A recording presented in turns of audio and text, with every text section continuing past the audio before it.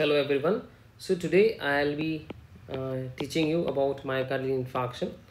So myocardial infarction में हम सबसे पहले पढ़ेंगे आपका universal definition of myocardial infarction. The universal definition of myocardial infarction came in the year 2018. Actually ये fourth universal definition है myocardial infarction का, जिसको ACC, AHA, ESC and WHF ये सारे कौन है आपको पता होने चाहिए।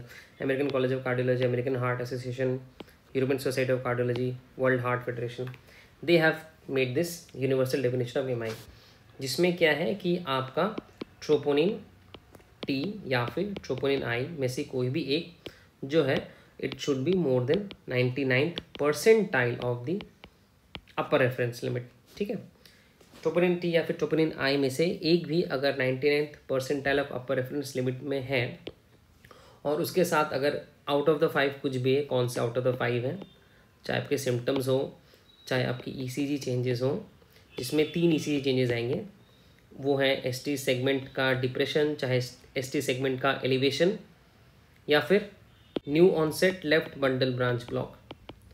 ठीक है, एसटी सेगमेंट का डिप्रेशन, एसटी सेगमेंट का एलिवेशन, या फिर new onset left bundle branch block, ये इसी चेंजेस आएंगे।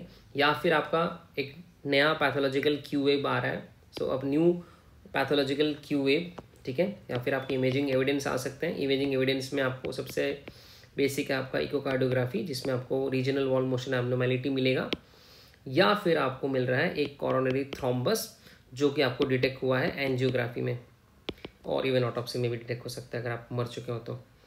ठीक है, तो इन पांचों में से कोई भी एक, और साथ में आपका ट्रोपोनिन टी या फिर ट्रोपोनिन आई में से कोई भी एक का जो है वैल्यू 99 परसेंटाइल से अपर रेफरेंस लिमिट से ज़्यादा हो चुका है, तो आपका डायग्नोस हो जाएगा एमआई। और सिम्टम्स में क्या है, आपको retrosternal crushing kind of pen होगा which should last for more than 20 minutes. ये मेन चीज़ है, ये 20 मिनट से ज़्यादा होना चाहिए। अगर 20 मिनट से ज़्यादा आपको रेट्रोस्टर्नल क्रशिंग पेन नहीं हो रहा है तो that is not a classical symptom of MI, but symptom is not the diagnostic criteria. उसमें सिम्टम के अलावा ईसीजी चेंजेस में, क्यू वेव में, इन इमेजिंग चेंजेस में, या फिर सीटी एंजियो करके आपको अगर कॉर्नियल थ्रोम्बस दिख जाता है अलॉन्ग विथ रेज्ड ट्रोपाई, तो आपका एमआई डायग्नोस हो गया है। अब जब एमआई डायग्नोस हो गया है तो एमआई अब कितने तरह के हो सकते हैं। जो हम लोग एमआई डायग्नोस करते हैं मोस्टली वो होता है टाइप 1, ठीक है, लेकिन टाइप 1 के अलावा टाइप 2, 3, 4A, 4B एंड 5, ये 5 तरह के, ये टोटल 6 तरह के होते हैं according to the fourth universal classification, fourth universal definition of MI. इसमें टाइप 1 जो है हमारा होता है spontaneous MI due to a primary coronary event. तो ये वर्ड यहाँ पे सबसे इंपॉर्टेंट है। अगर आपको क्वेश्चन पूछा गया है कि प्राइमरी कोरोनरी इवेंट हुआ है, जो कि 3 होता है प्राइमरी कोरोनरी इवेंट, या तो प्लाक रप्चर हुआ है, या तो प्लाक इरोजन हुआ है, या फिर कोई डायसेक्शन हो गया है। तो ये अगर इवेंट्स हुए हैं तो ये प्राइमरी कोरोनरी इवेंट है जिसके वजह से आपको एमआई हुआ है। अगर सेकेंडरी में एमआई बोलूँ, टाइप 2 एमआई बोलूँ, इट्स अ सेकेंडरी एमआई जो कि हुआ है आपको due to ischaemia which is due to anaemia और हाइपोटेंशन। हाइपोटेंशन या फिर एनीमिया हुआ है आपको, उसकी वजह से ब्लड सप्लाई घट गया, आपको कोरोनरी आर्टरीज में सप्लाई नहीं मिल रही और आपको एमआई हो गया। ये हो गया ये हो गया टाइप 2 एमआई। ठीक है, टाइप 3 एमआई में आपको होगा कि जो आजकल बहुत ज़्यादा हो गया है, sudden cardiac death, that is type 3 MI. इसमें ज़्यादा जाने की जरूरत नहीं है। Type 3 MI sudden cardiac death. Type 4A आपका एमआई है ड्यू टू पीसीआई। आपने पीसीआई करने गए और पीसीआई करते वक्त एमआई हो गया, परक्यूटेनस कॉरोनरी इंटरवेंशन, परक्यूटेनस कॉरोनरी इंटरवेंशन करने गए और एमआई हो गया। या फिर आपने परक्यूटेनस कॉरोनरी इंटरवेंशन करके स्टेंट लगा दिया, कोई दिक्कत नहीं है, स्टेंट आपने डाल दिया और अब बाहर आ गए, लेकिन उस स्टेंट के अंदर थ्रोम्बस बन गया, तो हो गया 4B। यानी कि आप स्टेंट करने का कचरा कर दिया 4A, स्टेंट करने के बाद बाहर आने के बाद उस स्टेंट में थ्रोम्बस बन गया, ये हो गया 4B। और टाइप 5 जो है आपका, आपने स्टेंट वेंट कुछ नहीं लगाया, आपने बाईपास ही कर दिया, कोरोनरी आर्टरी बाईपास ग्राफ्टिंग कर दी और उस बाईपास के अंदर आपका थ्रोम्बस बन गया, तो हो गया टाइप 5। ठीक है, टाइप 4A आपका पीसीआई, टाइप 4B आपका पीसीआई करके आप बाहर आ चुके हो, स्टेंट डाल दिया आपने और उस स्टेंट में थ्रोम्बस बन गया। एंड टाइप 5 में आपने बाईपास कर दिया है कोरोनरी आर्टरी को, लेकिन उस बाईपास में आपका थ्रोम्बस बन गया, तो दैट इज टाइप 5। ठीक है, और 1 है आपका प्राइमरी कोरोनरी इवेंट। टाइप 2 है आपका एनीमिया हाइपोटेंशन से डेवलप करने वाला एमआई। टाइप 3 है सडन कार्डियक डेथ। अब आपको मैं कुछ कार्डियक बायोमार्कर्स के बारे में बता देता हूँ, एमआई के जो बायोमार्कर्स हैं। तो बहुत सारे बायोमार्कर्स हैं, लेकिन आपका कार्डियक ट्रोपोनिन्स जो हैं, जैसे कि आपका ट्रोपोनिन आई हो गया या फिर ट्रोपोनिन टी हो गया, ये आपके गोल्ड स्टैंडर्ड हैं, क्योंकि ये लोग ही यूनिवर्सल डेफिनेशन ऑफ एमआई में इंक्लूडेड है। ठीक है, तो इनके अलावा भी कुछ है, जैसे आपका आपने पहले पढ़ा होगा क्रिएटिनिन काइनेज एमबी। ठीक है, इसके अलावा आपका मायोग्लोबिन हो गया, आपका एलडीएच हो गया, लैक्टेट डिहाइड्रोजिनेज हो गया।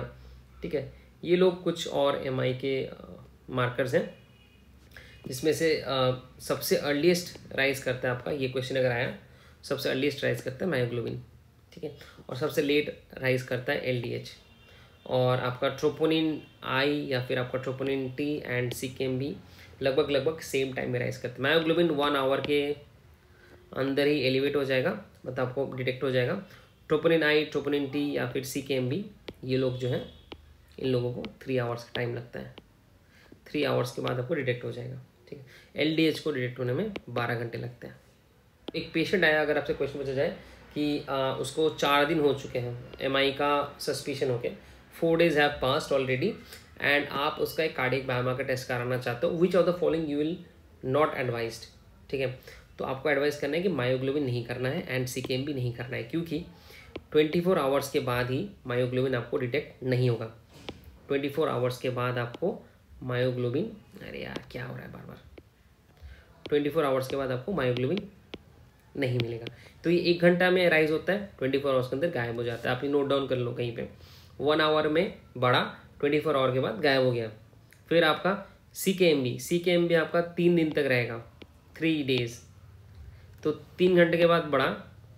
ठीक है, और 3 दिन तक रहा, 3 दिन के बाद आपको नहीं मिलेगा। तो आपको ट्रोपोनिन आई या फिर आपका ट्रोपोनिन टी या फिर आपका एलडीएच, ये जो है सबसे लंबे समय तक रहता है। ये लोग दोनों ही लगभग 1 वीक से लेकर 2 वीक्स के समय तक आपको ये पॉजिटिव मिलेंगे। सब एटलीस्ट 10 days मान लो, 10 days तक ये लोग पॉजिटिव रहेंगे एमआई होने के बाद।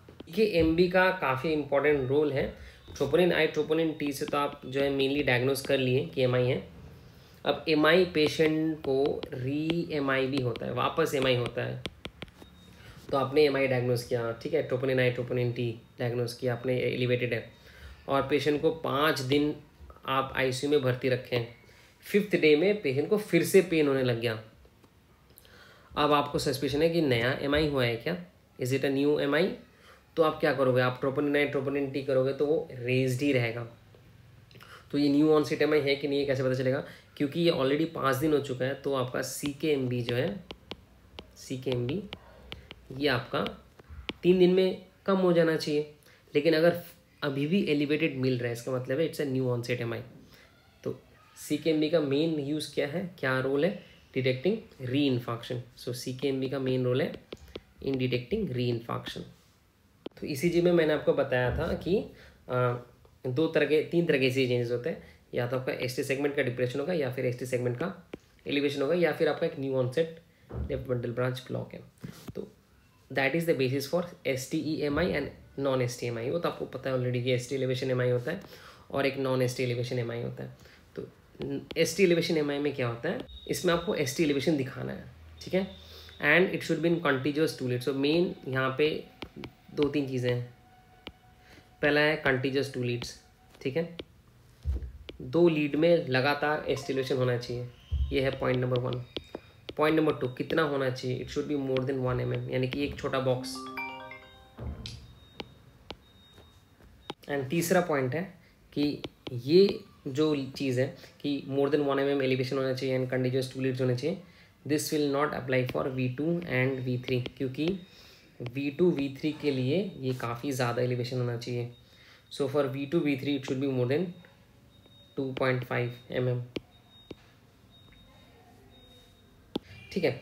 तो ये हो गया। अच्छा, अब इसमें अगर आपका ST एलिवेशन MI है तो कभी कभी ऐसा हो सकता है कि ST सेगमेंट एलिवेशन ना हो।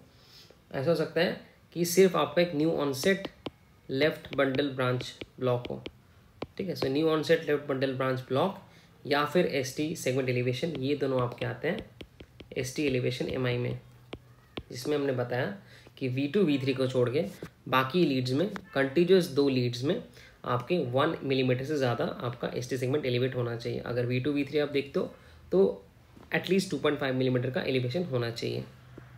अब ये चेंजेस आपको कहाँ कहाँ दिखेंगे, ठीक है, तो ऑब्वियसली आपको पता होना चाहिए कि आपके MI जो है ये एंटीरियर वॉल में हो सकता है, ठीक है, आपके लैटरल वॉल में हो सकता है, आपके इंफीरियर वॉल के MI होते हैं, एंड आपका पोस्टीरियर वॉल MI होता है, ठीक है। तो anterior wall, posterior wall, inferior wall and lateral wall, ठीक है।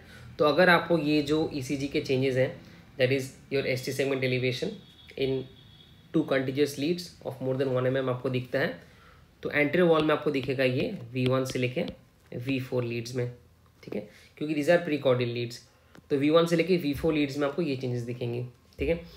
इंफीरियर वॉल MI हम लोग बहुत सालों से पढ़ते आ रहे हैं, बहुत कॉमन MCQ है, lead 2, lead 3 and AVF। Lead 2, lead 3 and AVF में आपको मिलेगा changes of inferior wall MI।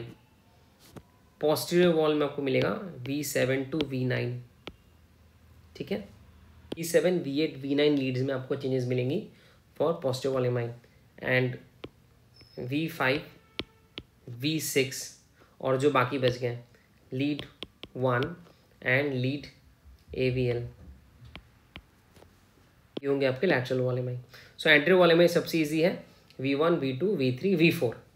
Posterior wall MI easy है V7, V8, V9। Inferior wall MI lead 2, lead 3 and AVF, और इसके अलावा जो बच गया वो गया lateral wall MI V5, V6, ठीक है। V1 to V4 चला गया for anterior wall, V7 to V9 चला गया फॉर पोस्टीरियर वॉल, तो बचा V5 एंड V6, ये जाएगा for lateral wall, and lead 2, lead 3 and AVF, ये हो गया आपका फॉर इंफीरियर वॉल, ठीक है। एंटीरियर वॉल जाना मतलब कि आपका LED गया है, अगर लैटरल वॉल यानी कि LCX गया है, इंफीरियर वॉल को RCA सप्लाई करता है, और पोस्टीरियर वॉल को आपका RCA ही, सॉरी क्या बोल, उल्टा लिख रहा हूँ यहाँ पे, पोस्टीरियर वॉल यहाँ पे उल्टा लिख दिया मैंने, एंटीरियर वॉल यहाँ पे लिखा हुआ है, एंटीरियर वॉल को सप्लाई करता है LED, ठीक है। पोस्टीरियर वॉल को सप्लाई करता है आपका RCA, कभी कभी LCX भी सप्लाई करता है, आपका लैटरल वॉल को सप्लाई करता है LCX, एंड इंफीरियर वॉल को सप्लाई करता है RCA। फिर से लिख देता हूँ, थोड़ा यहाँ पे हौच पौच हो गया। एंटीरियर वॉल को सप्लाई करता है LED, लैटरल वॉल को सप्लाई करता है LCX, इंफीरियर वॉल को सप्लाई करता है RCA, एंड पोस्टीरियर वॉल को सप्लाई करता है आपका RCA और LCX, ठीक है। एंटीरियर वॉल में क्या था V1 to V4, inferior wall में क्या था 2, 3 AVF, पोस्टीरियर वॉल में V7 to V9, and lateral wall में जो बच गया V5, V6 and lead 1 and AVL। Okay, now let's study about non-ST segment elevation MI. Okay, before I tell you about the non-ST elevation MI, okay, तो ये लोग जो है ST elevation MI, non-ST elevation MI and unstable angina, ये तीनों मिलके आपके आते हैं under the category of acute coronary syndrome, ठीक है। All this 3 come under acute coronary syndrome. जैसे आपका अनस्टेबल एंजाइना एंड आपका non-ST elevation MI, unstable angina and non-ST elevation MI दोनों में ही सेम तरह के ECG के फीचर्स मिलते हैं, that is your ST segment depression and और T wave inversion. So ST segment depression or T wave inversion, this is seen in unstable angina or non-ST elevation MI, in both. But the difference between the two is in unstable angina there is no infarction, so infarction यहाँ पे नहीं है, but in non-ST elevation MI there is infarction. So there is infarction in non-ST elevation MI, and the infarction is a subendocardial infarction. So it's a subendocardial infarction, whereas in ST segment elevation MI, it is a transmural, and that is why you see the detection in the ECG leads as ST segment elevation. How will you diagnose non-ST elevation MI? Again, your cardiac troponins, that is troponin I or troponin T, will be elevated more than 99 percentile of their upper reference limit. Along with that, your ECG changes, which will show कि आपका ST segment depression हो रहा है या फिर आपका T wave inversion हो रहा है. तो उससे आपको पता चल जाएगा कि एक नॉन ST एलिवेशन MI है. ठीक है. और अगर यहाँ पे ST सेगमेंट का एलिवेशन हो रहा है या फिर आपका new onset left bundle branch block हो रहा है, तो this is a STE MI. ठीक है. ओके. नाउ अनस्टेबल एंजाइना में आपको क्या डिफरेंस मिलेगा कि आपको ECG चेंजेस तो मिलेंगी, लेकिन आपको ये जो है कार्डियक ट्रोपोनिन ये एलिवेट नहीं होगा अनस्टेबल एंजाइना में. ठीक है ना, क्योंकि कार्डियक ट्रोपोनिन रेज होना एक बहुत इंपॉर्टेंट पैरामीटर था for the universal definition of MI. Unstable angina में आपका कार्डियक ट्रोपोनिन रेज नहीं करेगा. तो चलो आपने डायग्नोसिस कर लिया कि पेशेंट को क्या है, आपने देख लिया कि ST MI है या नॉन ST एलिवेशन MI है. सो आप फर्स्ट क्या करोगे? फर्स्ट आपको देना है आपका emergency therapy, that is MONABASH, that is morphine, oxygen, nitrate, aspirins, beta blocker, ACE inhibitors, statin, heparin, and clopidogrel. This monabash is for any kind of acute coronary syndrome. So even for unstable angina, you will give this monabash. Morphine for pain, oxygen if the SpO2 is less than 90%. Nitrates, your isosorbide mononitrate या फिर isosorbide dinitrate. Aspirin जो आप दोगे, aspirin का dose कितना होता है? Aspirin का डोज होता है 325 mg च्यूएबल टैबलेट. ठीक है. अच्छा, बीटा ब्लॉकर आप क्यों दे रहे हो? बीटा ब्लॉकर दे के आप हार्ट रेट को घटा रहे हो, and by decreasing heart rate आपका जो ऑक्सीजन डिमांड है वो घट जाएगा. ठीक है, क्योंकि ऑलरेडी आर्टरी आपकी नैरोड है या फिर ब्लॉक्ड है. एस इनहिबिटर दे के आप क्या कर रहे हो? आप रीमॉडलिंग जो चीज़ होती है उसको आपको रोकना है. माइकार्डियल रीमॉडलिंग को आपको रोकना है, नहीं तो हार्ट फेलियर डेवलप होने लगेगा. तो एस इनहिबिटर देके आप माइकार्डियल रीमॉडलिंग को रोक रहे हो. ठीक है. स्टैटिन्स आप क्यों दे रहे हो? स्टैटिन्स आप क्यों दे रहे हो? ताकि जो आपका प्लाक है जो टूटा है मोस्ट लाइकली, ठीक है, और फिर से ना टूटे, फिर से माइकार्डियल इन्फार्क्शन ना हो, उसको प्रिवेंट करने के लिए आप स्टैटिन देके प्लाक को स्टेबलाइज कर रहे हो. हेपरिन आप क्यों दे रहे हो? आपका ऑलरेडी जो थ्रोम्बस बना हुआ है जिसने आपके आर्टरी को ब्लॉक करके रखा हुआ है वो और धीरे धीरे बड़ा ना हो, उसको बड़ा होने के लिए, उसको प्रोग्रेशन को रोकने के लिए आप हेपरिन दे रहे हो. हर चीज़ का एक यूज़ है. मॉर्फिन देके आप पेन मैनेज कर रहे हो, प्लस एनजाइटी को भी मैनेज कर रहे हो, क्योंकि एनजाइटी से और वेसोकंस्ट्रिक्शन होगा तो और ज़्यादा सप्लाई कम हो जाएगी. ऑक्सीजन देके आप SpO2 बढ़ा रहे हो. नाइट्रेट देके आप वेसोडाइलेशन करवा रहे हो ताकि थोड़ा सा पेन रिलीफ हो. एंटीप्लेटलेट्स देके आप जो थ्रोम्बस है उसको आप थोड़ा सा उसको तोड़ रहे हो. ठीक है. Beta blocker, ACE inhibitor, beta blocker देके आप हार्ट रेट को घटा के ऑक्सीजन डिमांड को कम कर रहे हो. एस इनहिबिटर्स देके आप रीमॉडलिंग को रोक रहे हो, हार्ट फेलियर को प्रिवेंट कर रहे हो. स्टैटिन देके आप प्लाक को स्टेबलाइज कर रहे हो. हेपरिन देके आप थ्रोम्बस को प्रोग्रेशन से प्रिवेंट कर रहे हो.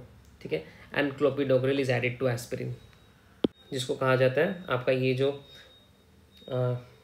एस्पिरिन है और क्लोपिडोग्रेल, ये दोनों मिलाकर हम लोग कहते हैं इसको double anti platelet therapy, DAPT.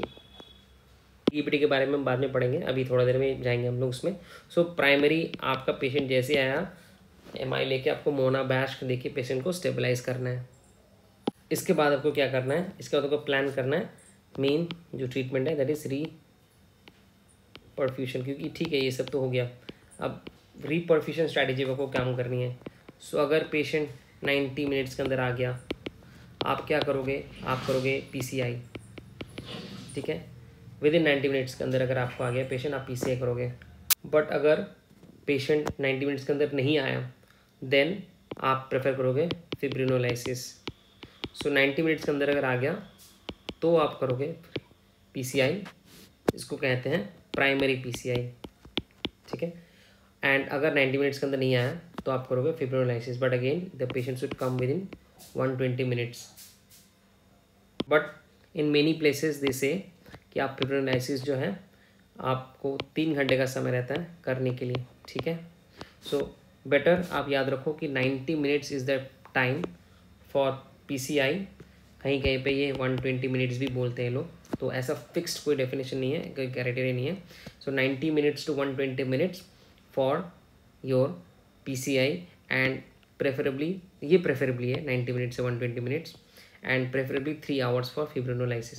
But it is said that even 12 hours of symptoms onset तक आप fibrinolytic agent दे सकते हो, ठीक है। जैसे कि आपके पास स्ट्रेप्टोकाइनेज है, एल्टेप्लेज है एंड टेनेक्टेप्लेज, यही 3 यूज़ होता है, स्ट्रेप्टोकाइनेज, एल्टेप्लेज एंड टेनेक्टेप्लेज। ये आप 12 आवर्स के अंदर दे सकते हो ऑनसेट ऑफ सिम्टम्स के, प्रेफरेबली विद इन 3 आवर्स। तो ये हमारा फिब्रिनोलाइटिक थेरेपी अप्रोच फॉर रीपरफ्यूशन। हम यही बात कर रहे हैं कि रीपरफ्यूशन 2 तरीके से हम कर सकते हैं, मैकेनिकल रीपरफ्यूशन या फिर ड्रग देके रीपरफ्यूशन। मैकेनिकल रीपरफ्यूशन में हम जाके प्राइमरी कोरोनरी इंटरवेंशन करके थ्रोम्बस को खींच के बाहर निकाल सकते हैं, ठीक है ना। और उसके बाद क्या करेंगे, जहाँ से हमने थ्रोम्बस निकाला वहाँ पे हम स्टेंट डाल देंगे। So this is PCI. हम आर्टरी से गए, जाके थ्रोम्बस को खींच के निकाला जहाँ पे ब्लॉक था, और उस जगह पे हमने एक स्टेंट डाल दिया। और स्टेंट में हमारा कौन सा स्टेंट यूज होता है आजकल, ड्रग इल्यूटिंग स्टेंट, ताकि फिर से उसके अंदर थ्रोम्बस ना बन सके। So this is primary PCI. अगर पीसीआई नहीं कर पाते हैं, यानी कि मैकेनिकल थ्रोम्बेक्टोमी नहीं कर सकते हैं, तो ड्रग से करते हैं थ्रोम्बोलाइसिस, जिसमें हम लोग फिब्रिनोलाइटिक एजेंट देंगे, एल्टेप्लेज, टेनेक्टेप्लेज या फिर स्ट्रेप्टोकाइनेज, ये देके हम उसको तोड़ेंगे। प्रेफरेबली 3 आवर्स के अंदर, नहीं मिला अगर पेशेंट 3 घंटे में नहीं है, सो 12 आवर्स तक हम लोग इसको दे सकते हैं। यहाँ पे कुछ लोगों को कन्फ्यूजन हो जाता है कि जो स्ट्रोक पेशेंट्स आते हैं उनमें कितने देर तक हम लोग इसको दे सकते हैं। सो स्ट्रोक पेशेंट में हम लोग सिर्फ और सिर्फ एल्टेप्लेज ही इस्तेमाल करते हैं। We don't use streptokinase, we don't use tenecteplase, ये आपको पहला पॉइंट याद रखना है, ठीक है। Only alteplase is preferred, and ये 4.5 घंटे के अंदर देना होता है, 4.5 आवर। सो फॉर एमआई आपका है स्ट्रेप्टोकाइनेज, एल्टेप्लेज या फिर टेनेक्टेप्लेज, प्रेफरेबली आजकल टेनेक्टेप्लेज देते हैं, that is preferred with in 3 hours, और ये 4 घंटा। लेकिन 3 आवर्स ना बोल के अब 12 आवर्स ही लिखो, क्योंकि मोस्ट ऑफ द प्लेसेस में 12 आवर्स तक लिखा हुआ है कि 12 आवर्स तक आप उसको दे सकते हो। सो 12 आवर्स तक आप दे सकते हो for MI, but for stroke 4.5 hour से ज़्यादा नहीं जाना है। आप एमआई में लेट भी दे सकते हो, पेशेंट अगर बहुत लेट है तब भी आप दे सकते हो। स्ट्रोक पेशेंट में आप ज़्यादा देर तक नहीं, ज़्यादा लेट आए हुए पेशेंट को आप नहीं दे सकते हो एल्टेप्लेज, ठीक है। 4.5 आवर्स के अंदर ही होना चाहिए। Now what are the contraindications for fibrinolysis, okay. तो आपको देखना है what is the cause of MI. It has to be a thrombus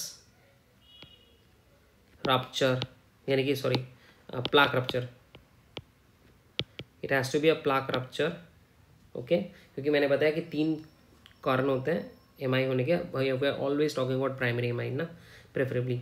तो 3 चीज़ हो सकते हैं, या फिर रप्चर हुआ है, तो प्लाक लिख देता हूँ, ये प्लाक है, ठीक है। प्लाक का या फिर रप्चर हुआ है, या फिर इरोजन हुआ है, या फिर ये एक डाइसेक्शन है, ठीक है। अगर रप्चर या फिर इरोजन हुआ है प्लाक का, तो ही आप दोगे फिब्रिनोलाइटिक, क्योंकि आपको जो वेसल है जिसमें वो जो अभी आपका एम्बोलिक प्लाक जो अटक गया है, उसी को आप लाइसिस करना है, ठीक है। लेकिन अगर ये डाइसेक्शन है तो फिर आप नहीं दोगे, क्योंकि भाई यहाँ पे तो प्लाक है ही नहीं। सो अगर डाइसेक्शन के वजह से एमआई हो रहा है तो आपको नहीं देना है फिब्रिनोलाइटिक, क्योंकि और ज़्यादा ब्लीड होगा। सो डाइसेक्शन इज एब्सोल्युटली कॉन्ट्राइंडिकेशन। आपको पता करना है कि ये जो प्राइमरी कोरोनरी इवेंट है ये क्यों हुआ है। Is it a plaque rupture? If it is a plaque rupture और a plaque erosion, then you give it. लेकिन अगर डाइसेक्शन की वजह से एमआई हो रहा है तो आप नहीं दोगे। So what are the contraindications of giving fibrinolysis? Number 1 dissection. हमेशा याद रखने की प्राइमरी कोरोनरी इवेंट के 3 कारण है, उसमें से एक कारण है डाइसेक्शन, उसमें नहीं देना है हमें। दूसरा, पेशेंट को 3 महीने के अंदर ऑलरेडी एक बार चल चुका है, या फिर उसको एक रिसेंट स्ट्रोक हुआ है, within 3 months. So recent stroke within 3 months. मान लो हेमरेजिक स्ट्रोक हुआ था उसको, ठीक है, तो उसको ब्लीडिंग टेंडेंसी ज़्यादा है, तो उसको अगर हम देंगे तो उसको ब्लीड कर जाएगा, क्योंकि with fibrinolytics you have increase risk of bleeding. तो इसीलिए एक्टिव ब्लीडिंग पेशेंट में भी नहीं देते। ये बहुत ईजी सवाल है, मतलब कोई आजकल पूछता नहीं है कि what are the contraindications of fibrinolytic, but as a clinician have to remember कि अगर मेरे पास एमआई के पेशेंट आते हैं तो मुझे पता करना है कि उसका हिस्ट्री क्या है, क्या उसको पहले चल चुका है ये दवाई, या फिर उसको स्ट्रोक हुआ है, क्या इसका कारण डाइसेक्शन तो नहीं है, या फिर पेशेंट को एक्टिव ब्लीडिंग तो नहीं हो रहा है अभी। अपने पेशेंट को मैनेज कर दिया है इमरजेंसी में, एंड रिपरफ्यूशन थेरेपी भी आपने कर दिया है। फाइनली आपको देखना है post reperfusion management. So post reperfusion management में आप दोगे डबल एंटी प्लेटलेट थेरेपी, जिसमें आपका आता है एस्पिरिन एंड आपका कोई भी एक P2Y12 इनहिबिटर। कौन से आपके P2Y12 इनहिबिटर्स हैं? जो सबसे कॉमनली यूज होता है वो है क्लोपिडोग्रेल। इसके अलावा आपका प्रासुग्रेल, आपने पढ़ा है, क्लोपिडोग्रेल, पासुग्रेल, टिकाग्रेलोर, और अभी रिसेंटली आया है कैंग्रेलोर। ये एक्चुअली में तो आप दे नहीं सकते हो, क्योंकि cangrelor is an IV drug, so it's a very short acting drug. So ये यूज़ नहीं हम लोग कर सकते, क्योंकि डबल एंटीप्लेटलेट थेरेपी हमें एटलीस्ट 12 मंथ तक चलाना होता है। सो ड्रग फॉर्म में आपके बस टैबलेट फॉर्म में यही 3 है, क्लोपिडोग्रेल, पासुग्रेल एंड टिकाग्रेलोर, ठीक है, जिसमें से हम आजकल ज़्यादा प्रेफर है प्रासुग्रेल देना, because it is more potent.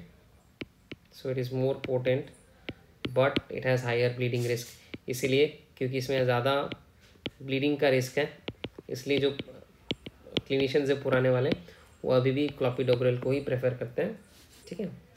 लेकिन इन तीनों ड्रग्स में से आपको याद रखना है सिर्फ और सिर्फ टिकाग्रेलोर ही एक्टिव ड्रग है, ठीक है। Clopidogrel and prasugrel they are both pro drug, ठीक है। तो फिर से क्लियरली लिखता हूँ, आपके पास 4 ड्रग्स हैं P2Y12 इनहिबिटर्स में, क्लोपिडोग्रेल, प्रासुग्रेल, टिकाग्रेलोर, और एक है कैनग्रेलोर। ये IV है, कैनग्रेलोर IV है, आप इसको नहीं देना है। ये 3 टैबलेट हैं, जिसमें से आपको प्रेफरेबली क्लोपिडोग्रेल ही देना है, क्योंकि इसमें ब्लीडिंग रिस्क कम होता है।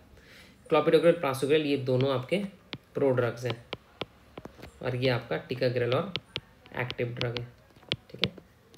ये दोनों ही ड्रग्स जो है क्लोपिडोग्रेल, प्रासुग्रेल, ये लोग प्रो ड्रग्स हैं और ये एक्टिवेट होते हैं। क्लोपिडोग्रेल आपका प्रेफरेबली आपका लिवर में एक्टिवेशन होता है, जिसमें से थोड़ा सा मैं आपको क्लोपिडोग्रेल के बारे में यहाँ पे थोड़ा सा एक इन्फॉर्मेशन आपको बताता हूँ कि क्लोपिडोग्रेल जो है उसको CYP 450 जिसको हम लोग शॉर्ट में CYP लिखते हैं, CYP 2C19 एक्टिवेट करता है, ठीक है। साइटोक्रोम P450 2C19, ये जो एंजाइम है लिवर में ये इसको एक्टिवेट करता है। साइटोक्रोम P450, इसको शॉर्ट में CYP लिख देते हैं, साइटोक्रोम P450 को विथ उसके साथ 2C19, CYP 2C19 इसको एक्टिवेट करता है क्लोपिडोग्रेल को, ठीक है। ये जो CYP 2C19 है, इसके अलावा और भी कुछ ड्रग्स को एक्टिवेट करता है, ठीक है, जिसमें से आपका आता है प्रोटॉन पंप इनहिबिटर्स, ठीक है, और भी बाकी सारे ड्रग्स हैं, एंटी डिप्रेसेंट्स आते हैं, एंटी एपिलेप्टिक्स आते हैं, बट मेनली आपका यहाँ पे हम लोग क्लोपिडोग्रेल पे लिमिटेड रहते हैं, भावना में बैठे कुछ फ़ायदा नहीं है। तो क्लोपिडोग्रेल CYP 2C19 एक्टिवेशन चाहिए उसको, ठीक है। सो CYP 2C19 इज अ की एंजाइम इन दिस कन्वर्शन। अगर किसी बंदे में ये CYP 2C19 एक्टिविटी घटा हुआ है, ठीक है, तो इससे क्या होगा, ये जो प्रोड्रग है हमारा क्लोपिडोग्रेल, ये कन्वर्ट नहीं होगा इनटू द एक्टिव फॉर्म, तो इससे क्या होगा, इसका एंटीप्लेटलेट इफेक्ट कम हो जाएगा, जिसमें क्या होगा, पेशेंट को फिर से MI होने के चांसेस बढ़ जाएंगे, ठीक है। इसी के लिए आजकल प्रासुग्रेल नए वाले जो फिजिशियंस हैं वो प्रेफर करते हैं प्रासुग्रेल, हाँ, और ticagrelor, they are not dependent on CYP 2C19, ठीक है। सो इसलिए ज़्यादा अच्छा काम करेगा, but again they have high risk of bleeding. तो हम लोग थे कि हम लोग कौन से ड्रग यूज़ कर रहे हैं in the later phase, that is in the post reperfusion phase of MI। तो इसमें हमें एक सिंपल सा नमूना याद रख सकते हो, अबासन बोल के, ठीक है। ये वाले ड्रग्स हम लोग देते हैं आफ्टर हिपरफ्यूजन, ठीक है। इसमें आपका एस्पिरिन आ गया, ठीक है, बीटा ब्लॉकर आ गया, एस इनिबिटर्स आ गया, स्टैटिन आ गया, anticoagulants are if needed, and nitrates आ गया। एंटी प्लेटलेट्स में आपका हमने डबल एंटी प्लेटलेट थेरेपी दे दिया, that is aspirin with clopidogrel, ठीक है। बीटा ब्लॉकर्स में हमने देना है मेटोप्रोनॉल, ठीक है। एस इनिबिटर्स या फिर एंजियोटेंसिन रिसेप्टर्स ब्लॉकर में आपको जो भी दे सकते हैं, रैमप्रिल या फिर लोसाटन, जो भी देना है, ठीक है। मेनली इसका काम क्या है, एस इनिबिटर्स का रीमॉडलिंग रोकना। बीटा ब्लॉकर्स का क्या है, कार्डियक वर्कलोड को रोकना, हार्ट रेट को घटाना ताकि ऑक्सीजन डिमांड कम हो। स्टैटिन्स का अगेन वही है हमारा कि प्लाक को स्टेबलाइज करना, जैसे एट्रोवास्टैटिन हो गया, ठीक है। नाइट्रेट में आपका आइसोसर्बाइड डाइनाइट्रेट हो गया, आइसोसर्बाइड मोनोनाइट्रेट हो गया, ये एंजाइना को रिलीव करेगा, ठीक है। एंड लास्टली सॉरी नाइट्रेट, यहाँ पे नाइट्रेट्स में आपका ये हो गया, और ये ए फॉर आपका एंटीकोगुलेंट्स। एंटीकोगुलेंट्स आपका न्यू क्लॉट फॉर्मेशन को रोकेगा। आपका एंटी प्लेटलेट भी यही काम करता है, एंटी कोएगुलेंट भी यही काम करता है। तो आप एंटी प्लेटलेट दोगे तो चलता है, आप चाहो तो ज़बरदस्ती एंटीकोगुलेंट भी दे सकते हो। एनोक्सापेरिन, हेपेरिन, ये सब बहुत महंगे दवाइयाँ हैं, तो ये दोनों ही सेम ही काम करते हैं, प्रिवेंट्स रीथ्रोम्बोसिस, ठीक है। ये थ्रोम्बोसिस को रोकता है और ये क्लॉट फॉर्मेशन को रोकता है, क्योंकि थ्रोम्बस बनने से एंटीप्लेटलेट रोकता है, और उस थ्रोम्बस को सराउंडिंग में जो फिब्रिन डिपोजिशन होता है वो सब मिलकर क्लॉट बनता है, उसको रोकता है एंटीकोगुलेंट। घुमा फिरा के बात हुई है कि आपको एबासन देना है in the post reperfusion therapy, that is antiplatelet, beta blockers, ACE inhibitors, statin and anticoagulants and इन्फोनाइट्रेट्स। आपका एंटीकोगुलेंट एड ऑन है, आप दे सकते हो तो चाहो। आपका जो एंटीप्लेटलेट्स है आपको 12 मंथ तक चलाना है। Beta blockers, ACE inhibitors and statin आपको लाइफ लॉन्ग चलाना है। सो एंटीप्लेटलेट्स आपको चलाना है, एंटीप्लेटलेट्स आपको चलाना है 12 मंथ तक। Beta blocker, ACE inhibitors and statin ये आपको लाइफ लॉन्ग चलेगा। तो स्टैटिन आपको चलेगा वो हाई इंटेंसिटी चलेगा, ठीक है। सो हाई इंटेंसिटी स्टैटिन चलता है, जैसे कि एटोरवा स्टैटिन का डोज हो जाएगा 80 mg, 80 mg एटोरवा स्टैटिन चलेगा आपको। जो एस्पिरिन चलता है वो लो डोज एस्पिरिन चलता है, एस्पिरिन प्लस क्लोपिडोग्रेल आपको चलेगा। इसमें एस्पिरिन आपका लो डोज का चलता है, इसमें आपको बोला जाता है किताबों में कि 81 mg, लेकिन 81 mg का टैबलेट्स इंडिया में मिलते नहीं हैं, 75 mg के टैबलेट्स मिलते हैं। इसमें आपको बहुत ही फेमस ब्रांड इकोस्प्रिन, मैंने ऐसे नाम लिख दिया लेकिन it's a famous brand anyway. तो इकोस्प्रिन आपको जैसे 75 mg का आता है, वहीं पे आपका जो क्लोपिडोग्रेल है वो भी आपका 75 mg ही होता है, ठीक है। तो एस्पिरिन प्लस क्लोपिडोग्रेल ये दोनों ही 75 mg के टैबलेट्स आते हैं, आपको कॉम्बिनेशन में भी मिल जाएंगे। ये दोनों आपको पेशेंट को लाइफ लॉन्ग तक देना है। एस आपने जो मोनाबैश्क में जो आपने क्लोपिडोग्रेल दिया था, मोनाबैश्क जो इमीडिएट ट्रीटमेंट जो आता है इनिशियल मैनेजमेंट, उसमें जो क्लोपिडोग्रेल चलता है वो होता है 300 mg, कोई तो 600 mg भी यूज़ करता है।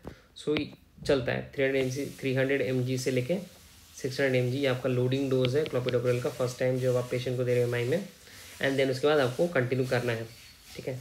वहाँ पे आपका एस्पिरिन भी ज़्यादा देना होता है, एस्पिरिन आप वहाँ पे 325 mg देते हैं, ठीक है ना, मोनाबैश्क में। तो स्टार्टिंग में पेशेंट है आपको 325 mg आपको एस्पिरिन देना है, ठीक है, और आपको 300 mg या फिर 600 mg क्लोपिडोग्रेल देना है। उसके बाद पेशेंट को मेंटेनेंस में जो हमने डबल एंटीप्लेटलेट थेरेपी चलानी है, उसमें एस्पिरिन क्लोपिडोग्रेल दोनों 75 mg करके होगा। और इसके बाद आपको रिस्क स्ट्रेटिफिकेशन करना है कि पेशेंट के मोर्टेलिटी के कितने ज़्यादा चांसेस हैं, कि जो मेरा ये जो पेशेंट है जो भी हॉस्पिटल में एडमिट है, जिसको मैंने मोनाबाश्क देके पहले मैनेज किया, फिर रिपरफ्यूजन किया, and then post reperfusion therapy में चला रहा हूँ, ये पेशेंट के सर्वाइवल में क्या चांसेस हैं। सो इन हॉस्पिटल मोर्टेलिटी चांसेस, या फिर हॉस्पिटल के बाहर जाने के बाद 6 मंथ के अंदर क्या मोर्टेलिटी चांसेस हैं, इसको प्रेडिक्ट करने के लिए we have TIMI score and we have GRACE score. दोनों स्कोर एक ही चीज़ के लिए यूज़ हो रहा है, TIMI score and GRACE score, जिसमें से GRACE score is more preferred. ठीक है, इसका फुल फॉर्म भी है, आपको याद रहेगा नहीं पता नहीं, global registry for acute coronary events, global registry for acute coronary events, global registry for acute coronary events. And TIMI stands for thrombolysis in myocardial infarction। Out of the two GRACE score ज़्यादा worldwide उसका use होता है। ठीक है, it is more widely used for the risk stratification of ACS। So ये जो TIMI and GRACE है, they're used for both, they're used for all the 3 kinds of unstable angina. आपका unstable angina में हम लोग, अगर आपका UA डायग्नोस होता है, अनसिबल एंजाइना डायग्नोस होता है, तो हम आपको सिर्फ और सिर्फ मोनाबैश दे के छोड़ देंगे, आपको हम रीपरफ्यूशन थेरेपी या फिर पोस्ट रीपरफ्यूशन मैनेजमेंट के नहीं जाएंगे, राइट। लेकिन अगर नॉन स्टेमी या फिर स्टेमी आ गया तो मोनाबैश के बाद आपका रीपरफ्यूशन चलेगा एंड उसके बाद आपका पोस्ट रीपरफ्यूशन मैनेजमेंट भी चलेगा, पोस्ट रीपरफ्यूशन मैनेजमेंट चलेगा। एंड अगर तो ये अनसिबल एंजाइना सिर्फ यहाँ तक, लेकिन स्टेमी एंड नॉन स्टेमी के लिए ये सब भी चलेगा, तीनों के तीनों। So few things about the special type of MI, that is your inferior wall MI। उसमें क्या होता है कि आपको बाकी MIs में आपको हार्ट रेट ज़्यादा होगा, इंफीरियर वॉल MI में आपको ब्रैडी मिलेगा। क्यों? क्योंकि आपका RCA इन्वॉल्व हो रहा है एंड RCA जो है ये आपका सप्लाई करता है AV नोड को, राइट। ये हमने पढ़ा हुआ है कि RCA से AV नोड को सप्लाई जाता है। सो RCA का ब्लॉक होगा, AV नोड को सप्लाई नहीं जाएगा, ब्रैडीकार्डिया होगा। एंड ब्रैडीकार्डिया होगा तो आपको क्या होगा? हाइपोटेंशन होगा। ब्रैडीकार्डिया होने से हाइपोटेंशन होगा। इंफीरियर वॉल MI में आपको, क्योंकि ब्रैडीकार्डिया के वजह से हाइपोटेंशन हो रहा है, तो यहाँ पे आपको नाइट्रेट्स नहीं देना है। तो आपको देखना है पेशेंट का BP बढ़ा हुआ है कि घटा हुआ है। अगर BP बढ़ा हुआ है, हार्ट रेट बढ़ा हुआ है, that means it's an anterior wall MI mostly, या फिर लैटरल वॉल MI कुछ होगा। लेकिन अगर आपका BP घटा हुआ है, हार्ट रेट भी लो है, तो दिस इज, और आपने देख लिया लीड 2 लीड 3 वेव में चेंजेस है, आपको पता है कि इंफीरियर वॉल MI है और आपको समझ में आ चुका है कि BP हार्ट रेट घटा हुआ है, तो यहाँ पे आप नाइट्रेट्स दोगे। आप वेसोडाइलेशन कराना चाहोगे? नहीं कराना चाहोगे। वेसोडाइलेशन कराओगे तो आपका और BP घट जाएगा। फिर आप बीटा ब्लॉकर्स देना चाहोगे, बीटा ब्लॉकर्स देगा तो क्या होगा? और हार्ट रेट घट जाएगा। ठीक है, सो 2 ड्रग यहाँ पे आपको नहीं देने हैं, आपको बहुत समझ के देना है। नाइट्रेट्स एंड बीटा ब्लॉकर्स आपको प्रेफर नहीं करना है। मोनाबैश ट्रीटमेंट है, उसमें से हमें nitrates and beta blockers avoid करना है। अभी आपको एक्चुअली यहाँ पे IV फ्लूइड्स देना होता है to maintain the blood pressure. तो नाइट्रेट नहीं देना है, वेसोडाइलेशन नहीं कराना है, बीटा ब्लॉकर देके हार्ट रेट को और घटाना नहीं है, IV फ्लूइड्स देके BP को बढ़ाना है, एंड हार्ट रेट बढ़ाने के लिए आपको एट्रोपिन देना पड़ेगा। Thank you.